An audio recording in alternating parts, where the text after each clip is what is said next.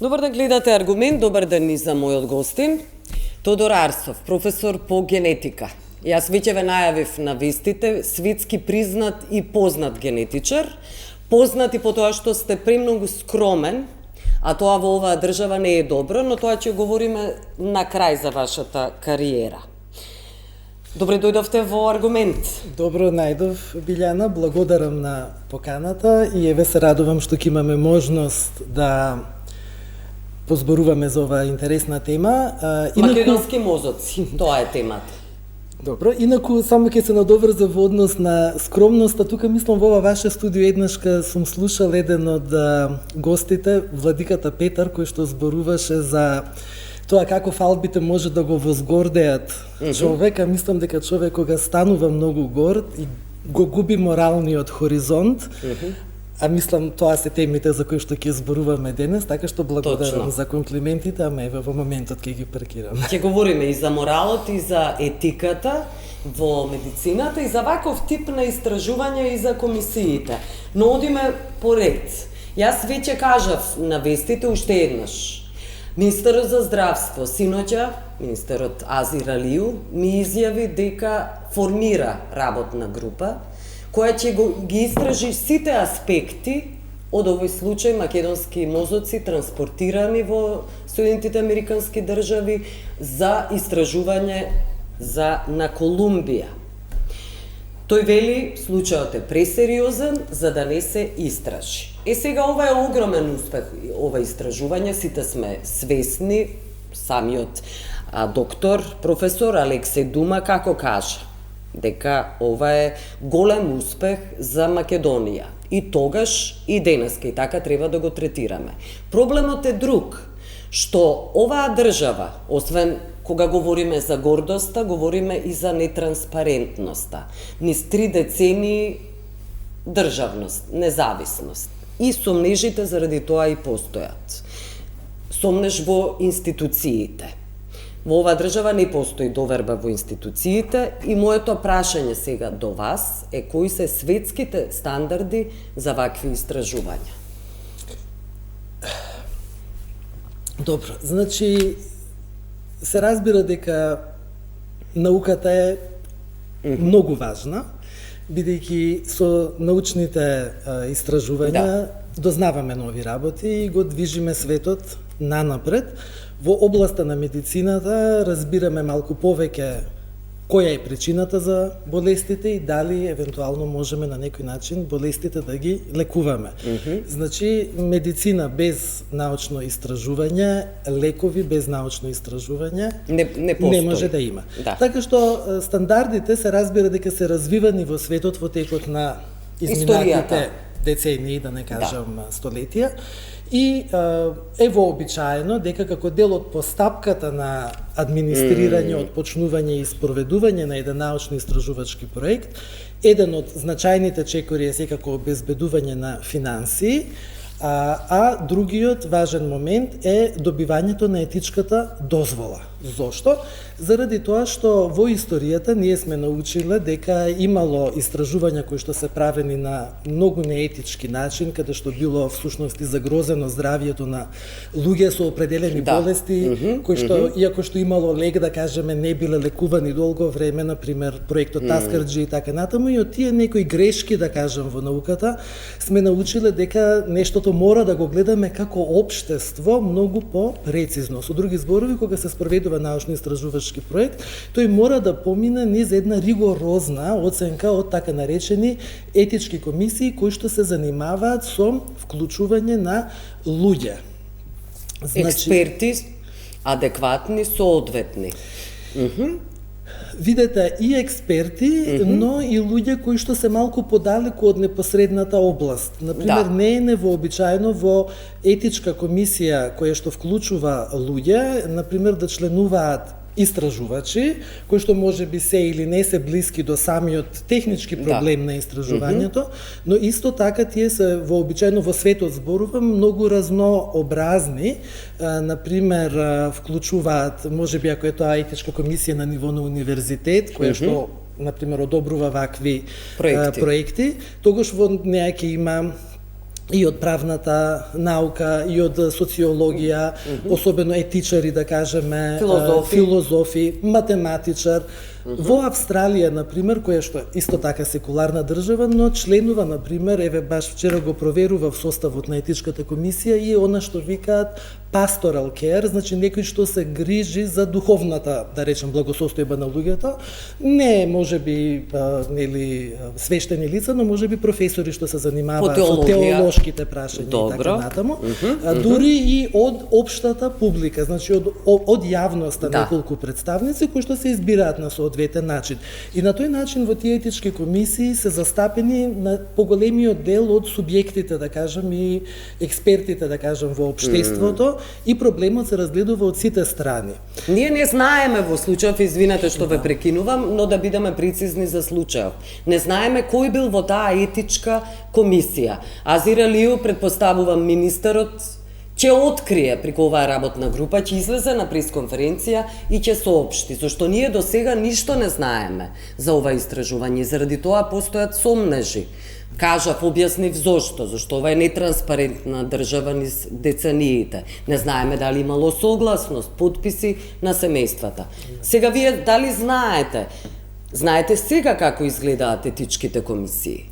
Па да, видите, мислам дека ние, еве, низ овие некои вакви примери, да кажам, едно е прашањето што било и така натаму, да кажам, како алумна на Колумбија можам да кажам дека тој универзитет се занимава со највисок стандард, да кажам, на наука и вклучително етички разгледување на научно-истражувачките проекти, но да, ќе видиме што било точно сите информации ќе ги добиеме. Мене не ми е сосема јасно Министерството за наука точно дека тоа се проекти што се водени низ здравствени институции, но е во суштина научно-истражувачки проект, дали може би вистинското место не е Министерството за наука, така бидејќи тоа ги раководи образовните институции, а овие етички комисии се во рамките на тие.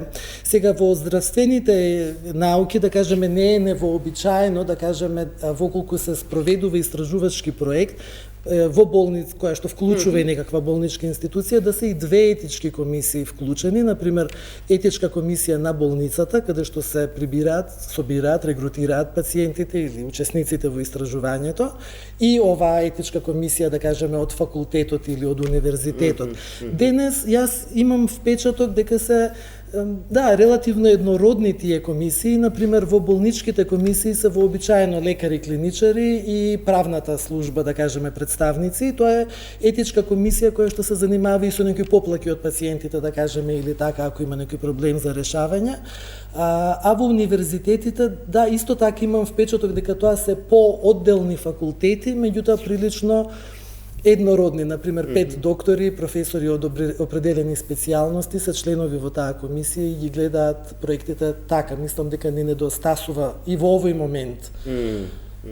Колку што знам, широк, спектар на експерти. И да се надоврзам на тоа што го кажував, точно заради тоа што се овие етички комисии толку разнородни и има такви различни погледи на нештата, всушност вие да добиете етичка дозвола за спроведување на некакво истражување по некој пат е потешкиот дел отколку да обезбедите финансии. Значи тоа може да трае и цела година. Добро. Сега јавноста знаете како се прашува, особено експертската јавност, но зошто и да не пошироката јавност? Зошто кога ги гледаме фајловите, досиеата, преписките на Епстајн во светски рамки, целиот свет може да ги види, да ги чита, да ги анализира и да има хиаринг конечно во Конгресот. Зошто во Македонија да не ги видиме тие документи? Заради тоа што, потенцирам повторно, има сомнеш. Да ги видиме тие документи. Да видиме дали навистина имало согласност од семејствата. Со избришани имења, податоци на пациентите, тоа се подраспира.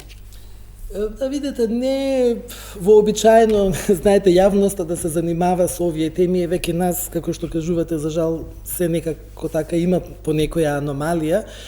Сега ова стана премногу јавен интерес и така натаму. Сметам дека треба да се остават тие органи на министерствата, на универзитетите и така натаму да погледнат, пак да кажам, не верувам дека може институција како Универзитетот Колумбија да биде вклучена во нешто што не е нели на највисок стандард, така да сепак да оставиме да, знаете, тие согласности се и приватни, да кажеме, документи кои што се заштитени со разни регулативи. Точно е, вие кажувате, може да се избришат и минјат и така натаму, но тоа не е, знаете, не е вообичаена пракса, да кажам, јавноста на тој начин да биде вклучена. Јавноста е вклучена преку учество во етичката комисија и сега и етичките комитети би требало да се запрашаат и да го истражуваат предметот на тоа ниво, ама ние на некој ниво ќе мораме да почнеме да веруваме дека и институциите знаат што прават. Не можеме ние индивидуално секој еден да ја задоволуваме или недовербата или радозналноста.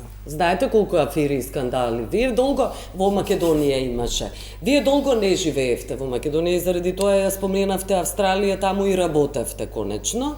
Но еве колку време сте во Македонија, прилично кратко, со колку афери и скандали само во здравството се соочивте? Онкологија, кардиологија, што друго да набројувам? Што било која етичка комисија парламентарна, работна група решила, разрешила, колку имаме епилози, разврски во судските процеси, Кочанската трагедија е тука. Видете, на некој ниво мора да веруваме и мора да работиме кон тоа процесите да се унапредуваат. Да. Ајде, да. Разбирам. Мислам дека нема друг начин. Се разбира, но културата на неказнивост останува на сила и тоа е проблемот главен. Да. Добро, едно прашање околу вашата експертиза е генетиката. И сега овие истражувања се врзани со некакви генетски, моето прашање со прашање, нарушувања ли, кога станува збор за вакви психијатриски случаи и врзани со самоубиства, или се можеби само одделни самоубиства истражувани самозоците. Генетиката игра ли улога во вакви психијатриски заболувања и во самоубиствата е прашањето? Видете, психијатриските заболувања, како и психата на човекот воопшто биле, се и мислам ќе продолжат уште долго време нанапред да бидат голема енигма, бидејќи мислам дека ние не ги разбираме доволно. Значи, ние и денес во тие психијатриски болести тешко можеме да најдеме нешто објективно кое што е мерливо во крв, видливо на микроскоп или со магнет. Ме разбирате, значи остануваат релативно енигматични и ние не сме многу успешни во етиолошкото лекување, наоѓање на причини, на таргети во мозокот или на друго место со кој што можеме овие болести да ги лекуваме. Во која мерка генетиката игра улога во овие болести? Изгледа како да игра улога, бидејќи има нешто што се нарекува фактор на наследливост на болестите, кој што се пресметува преку тоа колку често болеста се совпаѓа меѓу двајца идентични близнаци, да речеме, визави двајца не идентични близнаци или браќа и сестри кои што не се близнаци, со други зборови не го делеле ни животот во утробата на мајката. И со некакви математички моделирања се пресметува колкава е наследливоста. Овие болести имаат, например, некои од нив, еве да кажеме, шизофренија се спомнува, аутизам и меѓу повисоките 70, 80, 90%, зависно во која популација и во кое време е правено истражувањето, што е висок процент на наследливост, но кога се обидуваме да најдеме што е тоа точно во таа наследливост, не можеме да најдеме. Така што ние денес немаме многу добри методи за, освен семејната историја, немаме многу добри генетски тестови со кои што можеме нештото генетски да го тестираме, да идентификуваме кои луѓе се со ризик или зголемен ризик за некоја од тие болести. Така што се што имаме, всушност еве и во генетско советување се служиме со така наречени емпириски ризици, значи пресметано од семејства, например, во кои што има едно дете со некаква психијатриска болест, која е веројатноста и второто да ја развие болест, и врз база на тоа ги советуваме луѓето. Не го издвојувате генот? немаме моногенски, да речеме, форми на психијатриски болести. Кај аутизмот е малку поинако, бидејќи аутизмот може да биде и дел од поширок проблем, и тогаш велиме дека околу 10% до 5 до 10% од случаите на аутизам може би имаат некоја моногенска причина која што може со некаков тест да се открие. Но во мнозинството на случаи кај аутизам исто така ние не можеме да најдеме видлива генетска промена. Но семејната историја укажува на тоа дека како да има, така што ова се сега големите енигми, наследливоста која што недостасува и еве ние се обидуваме да ја најдеме. Оваа група на болести ги вбројуваме во така наречени комплексни, почести и полигенски. Значи, веројатно, повеќе фактори треба да дојдат заедно во генетиката на човекот и плюс фактори од надворешната средина, па болеста за да се манифестира. Но во смисол на тестирање сме во овој момент релативно немоćни, односно ограничени. Да. Околу прво самоубиствата, па потоа за аутизмот ќе прашам. Да. Исто е генетска болест? Па видете, исто така и кај самоубиствата. Да.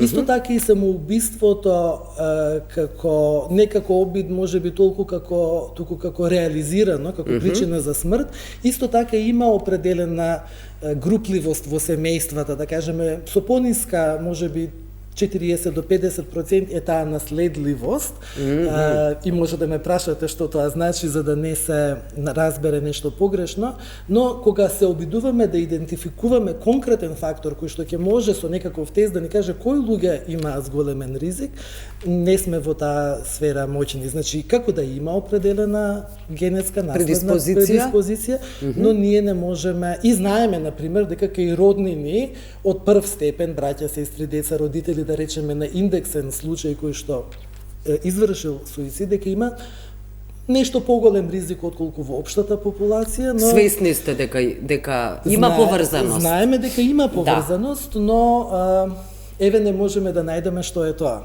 Нешто друго е што во моментот со технологиите не можеме да го откриеме. Ајде околу аутизмот. Добро. Најголемата теорија на заговор се вакцините. Во Македонија можете социјалните мрежи надвладуваат над здравиот разум, а уште пострашно над науката. И сега тука поврзаноста ве молам.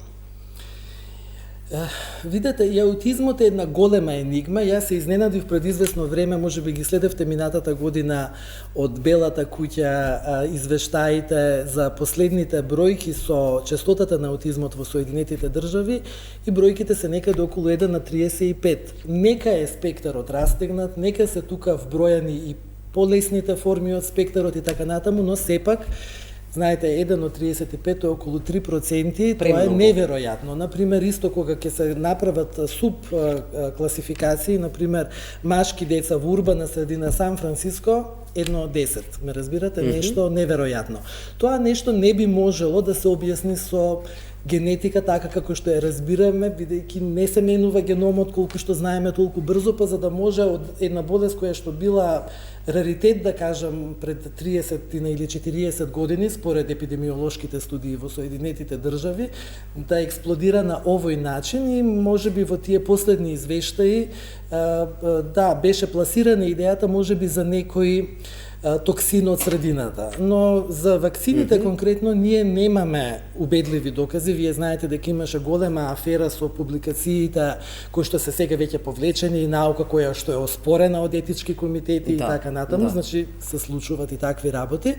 Но остана тоа така и сега еве веруваат луѓето во тоа што веруваат, дел од луѓето, ние како лекари, како научна фела да кажеме, да сметаме дека не постои поврзаност помеѓу вакцинациите и аутизмот и сметаме дека календарот за вакцинации за доброто на секој поединец, но и на општеството треба да се спроведува редовно. Да. Добро, и околу истражувањата на мозоците повторно ќе ве прашам. Кој е бенефитот од овие истражувања во контекст на тоа што вие истражувате како генетичар? Видете, ние се обидуваме всушност да разбереме што се тие болести на клеточно ниво, на ниво на ткиво, кои се промените, кои се маркерите и од тие истражувања има определени публикации. Мислам, јас не сум сега со сите публикации, да кажам, не ми е тоа бил фокус, да кажам, во изминатиот период, но знам за публикации од таа група и од таа област, кои што даваат определен допринос, например, во бројот на синапсите во определени региони на мозокот, кај аутизам и така натаму, но знаете, се е тоа многу нејасно и до ден денес, всушност која е анатомската основа на тие болести. Но морам да кажам дека такви мултинационални истражувања кои што вклучуваат земји со различно ниво на наука и финансирање на науката и така натаму, се, знаете, многу корисни и често се практикуваат на планетава, затоа што и побогатите земји чувствуваат определена етичка обврска да го приближат светот кој што е малку, да речем, поназад кон третиот свет, слободно кажете. Па добро да речеме како да го како и така да го наречеме, така што мислам дека и од тоа истражување конкретно, не само што се излезени, да кажеме, конкретни публикации кои што нешто за луѓето кои што работат во таа област значи ја придвижуваат научната мисла нанапред, туку мислам дека и нашата држава и нашата академска заедница и научно-истражувачки капацитет на факултетот во Скопје и така натаму има голем бенефит, бидејќи тоа е голема соработка. Јас, знаете, сега, малку сум зачуден, бидејќи кога ги читаме и публикациите кои што ја опишуваат историјата на тоа, биле вклучени доста значајни, да речеме, имиња и, да кажеме, доваѓале и од Колумбија, тука се држани предавања и така натаму, така што мислам дека доста е помрдната нанапред работата со а низ тоа можеби нешто сме учели и за овие други работи за кои што ме прашувате. Да. Добро, македонската јавност за вас најмногу дозна со случајот во Австралија. Мајката која беше осудена, обвинета дека убила 4 деца. Ајде сега јас да не го раскажувам случајот, кажете кој е вашиот успех и светската јавност беше информирана. Па добро, по некој пат добива човек можност, и за нешто што се случува така на големата сцена со интерес од медиумите и така натаму.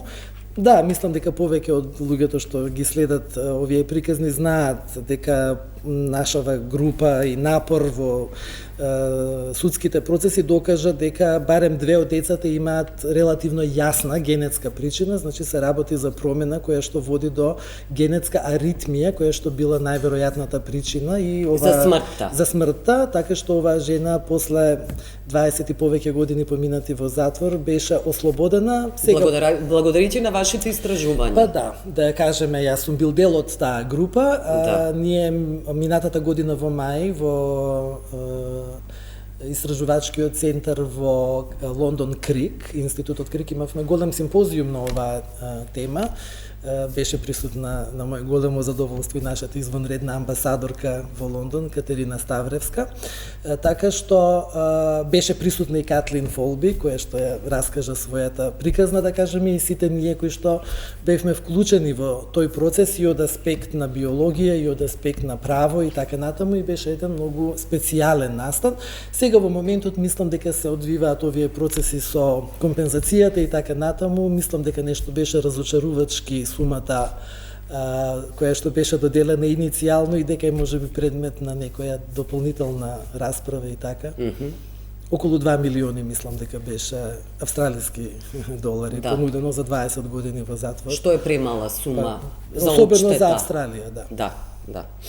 Добро, работевте во Австралија, бевте и во Њујорк, во Колумбија ја спомнавте и се вративте во Македонија, во државата, во земјата која не ги признава на вистина најдобрите македонци. Кога велам најдобрите, се разбира, мислам на експерти, не најдобрите со партиски книшки, заради тоа што партијата тука е све и свја, се разбира. Таа ги отвора сите врати. Вашите врати беа треснати. Сега вашата приказна. Зошто воопшто се вративте во Македонија? Добро, видете, низ тоа животно патување интересно и така, мислам дека допатува во некоја точка и тоа беше она година пандемиска во Њујорк, точно во Колумбија, во која што така, имав некој увид дека сакам да живеам повторно дома, тоа нешто знаете.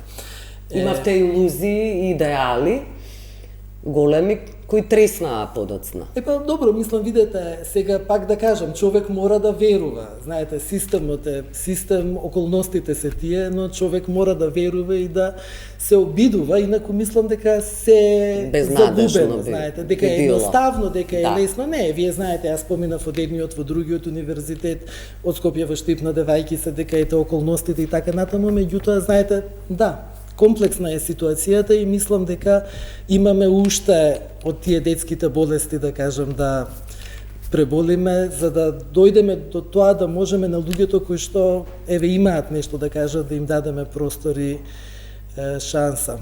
Работите со ману?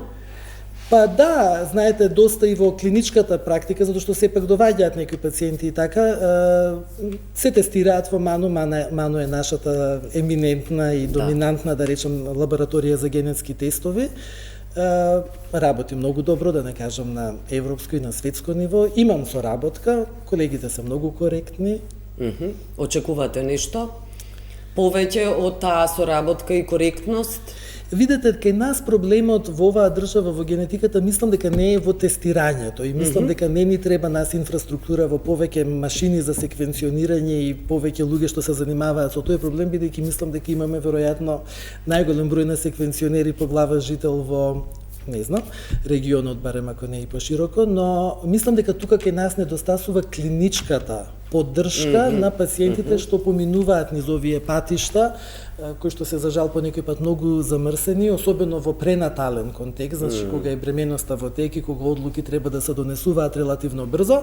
Значи МАНУ е институција која што се разви како дијагностичка лабораторија надвор од медицинскиот факултет во Скопје, не беше, ми се чини, соодветно следено со развој на клиничката рака од оваа медицинска дисциплина, клиничка генетика, да кажеме, така што во моментот мислам дека тука е фокусот каде треба да биде на државата, не толку во лабораториите, еве гледаме ќе се отвара уште една, туку во производство на толкувачи на тие резултати и луѓе кои што ќе им дадат поддршка на луѓето кои што поминуваат низ овие животни премрежија, да кажеме, поврзани со генетски расправи. Генетски болести, на тоа мислите?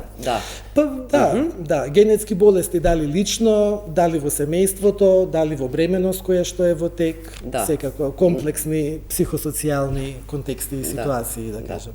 Добро, гените на македонците во контекст на големата македонштина ме интересира во фокусот секогаш е на македонските националисти. Што велите за тоа?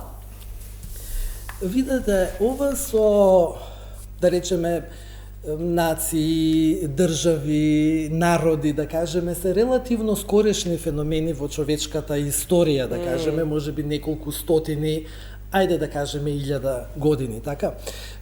Но човечкиот геном е нешто многу древно, нешто многу по-старо од почетокот. Сега кога и да бил почетокот, зависно кои книги ги читате и во која теорија верувате, но многу долго, така време наназад. Така што мислам дека нема таква работа како македонски гени и особено не гени кои што се со комшиите, да речам, различни. Сигурно дека постојат некои специфики во геномот кои што за географски оддалечени подрачја се специфични и ние можеме да кажеме дека некој примерок не е од Јапонија или е веројатно од Јапонија и така натаму, по некој пат има можности за малку попрецизна локација, но тоа се е во рамките на вака малце попопуларна, да кажам, рекреативна генетика. Јас ја викам, има сериозна наука во таа област, исто така. Што вели сериозната наука? Но тоа не е, па видете, знаете, зависно која наука ја читате, затоа што има и вака и така и науката не е имуна, да речем, на политика. Кога земате примероци од определен географски регион или држава, кои се тие луѓе во тој регион, знаете што го прави еден човек французин, што го прави еден човек германец, еве да не ги скажувам нашиве географии, бидејќи сме, еве да речеме, бидејќи сме малце по емотивно врзани со нашиве тука, еве да речеме што е разлика, нема таква разлика, ме разбирате, особено во пограничните региони и така натаму, бидејќи тоа се политички решенија, тоа нема врска со биологијата на човекот и со нашиот геном. Да, ќе ги разочарате луѓето кои веруваат во Александар Македонски. Дека се директни потомци на Александар Македонски. Видете до таму докаде што можеме да стигнеме со науката, сигурно дека може да даде некакви идеи, некакви насоки и вака нешто што би било интересно да кажам, но сигурно не е нешто што може да се заклучи дека во времето треба да се распрашам до каде е таа работа, но имавме еден намерник од Англија што се интересираше, јас тогаш на Институтот за имунобиологија и хумана генетика во Скопје работев, значи уште пред да отидам во Австралија, кој што дојде со некој пршлен од Филип II наводно и некакви ДНК и Y хромозомни маркери. Не може тоа така да се утврди дали тие маркери во тие Y хромозоми наводно на Александар или на таткото на Александар се грчки или се македонски. Тоа не може. Па не, мислам дека не може. Добро. Сигурност. Со сигурност? Со сигурност не може. Добро. Не може со голема сигурност да се утврди. Сепак голема сигурност. Да. Да. На крај сме благодарам што бевте гостин Тодор Арсов. Благодарам за поканата, се надевам дека бевме интересни за гледачите. Се разбира. Благодарам што не гледавте. Пријатно.